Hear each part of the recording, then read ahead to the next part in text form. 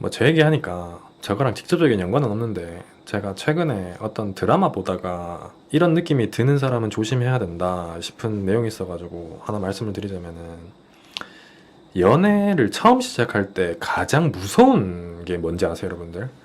연애를 시작하기 전에 뭐 썸을 타든지 알아가든지 그 단계에서 상대방을 보면서 이 감정이 느껴지면 진짜 조심해야 되는 게 한계가 있어요. 그게 뭐냐면은 뭐 너무 좋아하고 설레고 사랑스럽고 내 사람이 됐으면 좋겠고 이런 게 아니라, 가장 중요한 게 측은지심이야, 측은지심. 이 사람을 볼 때 내가 뭔가 좀 측은해. 이게 정확한 느낌이 뭔지 이해하시기 좀 힘드실 수도 있어요. 그러니까 구체적으로 예시를 딱 들면은, 그 사람이 딱 봐도 나를 싫어하는 느낌은 아니에요. 이 사람도 나를 좋아하는 느낌이야. 확실하게 얘기하면은 이 상대방은 내가 자기를 좋아한다는 거를 100% 확신하고 있는데, 나도 이 사람이 나한테 그런 확신만 주면은 사귀자고 얘기를 하고 그냥 연인 사이로 발전할 수 있을 것 같은 딱 그런 단계. 근데 뭔가 깨름직하게 그 사람이 나와 연애를 할 수 없을 것 같은 이유가 있다는 느낌을 딱 풍기는 그런 사람들이 있어요. 그러니까 이게 뭐냐면은, 난 너 좋아? 너 그거 알지? 근데 얘도 내가 좋대. 대충 그런 느낌은 받아. 근데 나는 너랑 연애까지 하기에는 뭔가 애매한 나만의 이유가 있어. 근데 그 이유는 사람마다 다 다르니까 제가 예시를 못 들겠어요. 예를 들면 뭐 가정사가 될 수도 있고, 아니면 이전 연애에 대한 이유일 수도 있고, 전에 만났던 사람과의 관계에 대해서 아직까지 뭐 확실하게 정리가 안 됐거나, 아니면은 진짜 남들 앞에서 말 못할 만한 그럴 만한 이유, 뭐 그런 거 있잖아. 그 사람이 진짜 형용할 수 없는 그런 잘못을 저지르는 상황이라서 나한테 뭐 사귀자는 얘기를 못하는 상황인 경우를 맞닥뜨리는 분들이 더러 계실 거란 말이지.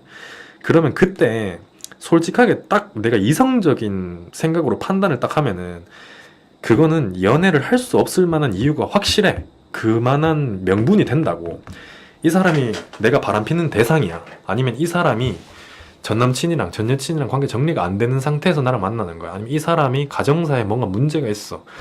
뭐 이런 모든 것들. 근데 내가 그걸 보면은, 아, 여기서 그럼 이 사람이랑 그만해야겠다. 이 사람이 나랑 연애를 못 한다고 하니까. 이 이유 때문에. 근데 거기서 사람이, 내가 먼저 그 사람을 좋아하고 그 사람한테 빠져버리잖아. 그럼 그 사람한테 측은지심이 생겨. 그니까, 아, 이 사람이 이러니까 안 만나야지 이게 아니라, 이 사람이 이렇게 나한테 하기 힘든 말까지 내뱉은 거면 이 사람은 나를 정말 좋아하는 거야. 이렇게 착각을 한다.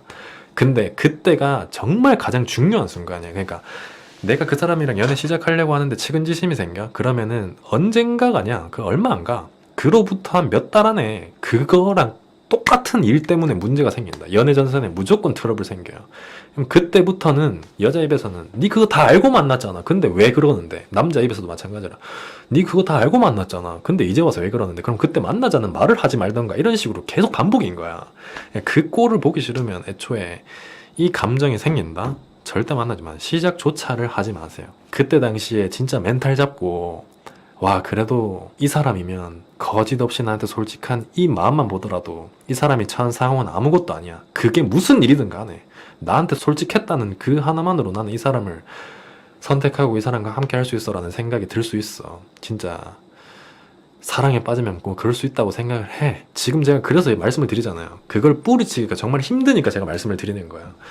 제 얘기를 듣고 그런 상황, 앞으로 그런 상황을 직면한다고 하면은 그때부터는 진짜 큰 맘 먹고 결단을 내리셔야 돼요. 그때는 내가 그 사람한테 얼마나 빠져있던, 그 사람이 얼마나 좋던 절대 시작하지 마세요. 오히려 그게 독이 됩니다. 차라리 그런 거 없이 아무런 탈 없는 사람이랑 연애 시작해도 연애가 행복할지 안 행복할지 모르는데, 시작부터 어긋나 있는 사람을 이해하면서 만난다는 거는 정말 힘든 일이에요. 그리고 시작부터 그렇게 말해준다는 것 자체가 반대로 생각하면 있잖아요.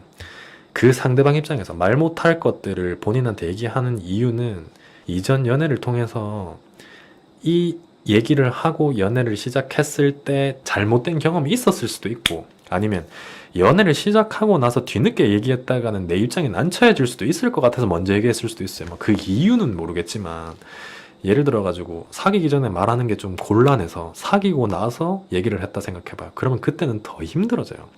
내가 사귄 지 6개월, 1년 됐는데 갑자기 그 사람에 대한 비밀에 대해서 알게 됐다. 그러면 거기서는 절대 못 끊습니다. 거의 끊기 힘들다고 보시면 돼요. 그러니까 사귀기도 전에 그 얘기를 나한테 먼저 했다? 그러면 정말 고맙다 생각하고, 그때 당시에 그 사람 앞에서만큼은 그럼 이것도 이해 못 해주는 나는 쪼잔한 놈인가? 쪼잔한 사람인가? 쪼잔한 남자인가? 쪼잔한 여자인가? 이런 생각이 들 것 같은 그런 생각조차 하지를 마세요. 그러니까 나는 이런 이유가 있어서 너랑 못 만나겠어 라고 했을 때 알겠어, 말해줘서 고마워, 그러면 우리 여기서 그만하자 라고 하면은 그 사람 입장에서는 나는 이렇게 얘기하면 얘가 날 이해해줄 줄 알았는데 진짜 냉정하게 그냥 떠나버리네, 이런 생각 할 것 같아서 그냥 받아줄까, 이런 생각 들 수도 있다고. 절대 그러지 말라고. 그런 거를 이해할 생각조차 하지 마세요. 그냥 얘기해주면은 그 사람 혼자, 그 사람이 나를 느끼는 감정이 어떻든지 간에 그냥 쌩 까고, 얘기해줘서 고마워, 그럼 난 너 못 만나겠다, 그러고 그냥 거기서부터 새로운 사람 만나세요. 그게 제일 좋습니다.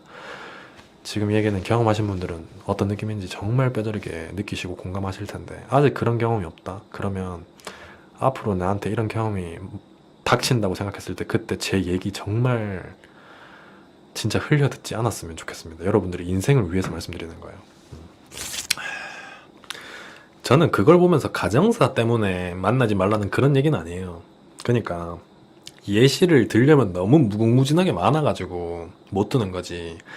지금 뭐 방송외적으로 닦아놓고 얘기하면은 가정사 이거는 진짜 일도 아니에요. 그러니까 별의별 사람들이 졸라 많아요. 여러분들 살다 보면은 닦아놓기 위해서 남자 중에서도 그렇고 여자 중에서도 그렇고 숨기고 나서 연애하려고 하는 사람, 이기적인 사람들이 너무 많아. 그래서 그 무궁무진한 예시를 내가 못 들 것 같아. 내 입으로 담기도 그렇고. 그러니까 별의별 쓰레기 같은 일이 있었던 그런 일들도 너무 많기 때문에 내가 예시를 못 든 것뿐이지, 가정사는 뭐 그게 중요한 문제가 아니야. 그러니까 나한테 그런 뉘앙스로 얘기를 한다, 이게 포커스지. 뭐 그 사람이 어땠고 저쨌고 이게 중요한 게 아니라고. 그러니까 내가 그 사람이 얘기하는 걸 듣고 내가 측은지심을 느낀다 그러면 그게 위험한 신호라는 뜻이에요. 그 사람이 무슨 얘기를 하는 그게 중요한 게 아니라 내가 측은지심을 느끼는 순간 위험해진다, 그게 포인트지. 뭐 쓸데없이 그 사람이 뭘 했고 어쨌고 저쨌고 이건 중요한 게 아니라고. 감당할 수 있으면 상관없냐고. 그 얘기 왜 안 나오나 했다. 감당 못한다, 절대로. 감당 못해. 절대 못한다.